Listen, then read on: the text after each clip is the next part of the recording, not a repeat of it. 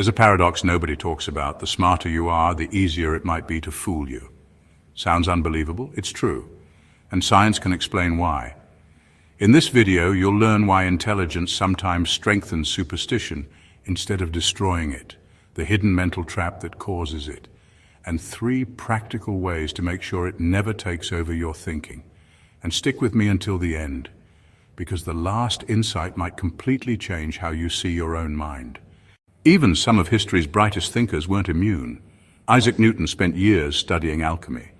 Thomas Edison experimented with ideas for communicating with the dead. But this isn't really about Newton or Edison. It's about why even the most logical minds can fall for irrational beliefs, and how the same thing could happen to you without you noticing. The first is the illusion of control, the belief that we can influence outcomes even when we can't.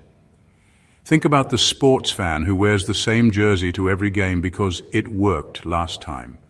Or the job applicant who insists on using a lucky pen for signing documents. These rituals give us comfort even when they have zero real effect. The second is pattern seeking, our built-in tendency to connect dots even when no real connection exists. This instinct kept our ancestors alive. If you saw clouds darken and then a storm hit, assuming a pattern meant you could prepare next time.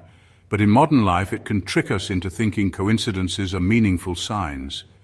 Carl Jung described it like this: until you make the unconscious conscious, it will direct your life and you will call it fate.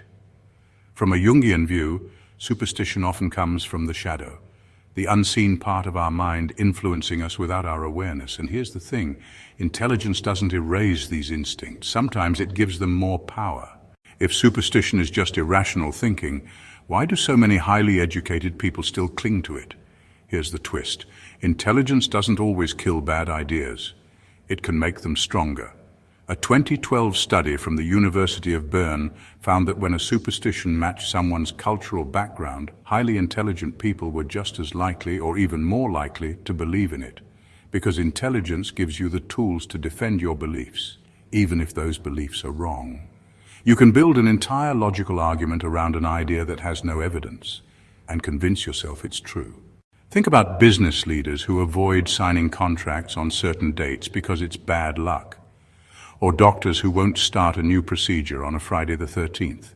Or students who believe that wearing a specific color to an exam will help them pass. These aren't just random habits.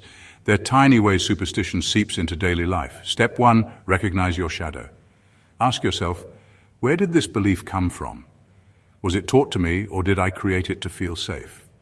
Step 2, test your beliefs. Challenge one idea every day. Look for real evidence, and not just the feeling that it's true. Step 3, write it down. Seeing a belief in black and white forces you to confront it more clearly than when it's just floating in your head. The truth is, intelligence doesn't erase human nature, and sometimes it makes us better at lying to ourselves. So what's the strangest superstition you've ever believed, even for just a moment? Share it in the comments. I'll be reading. And remember, sometimes the truth is stranger than the superstition.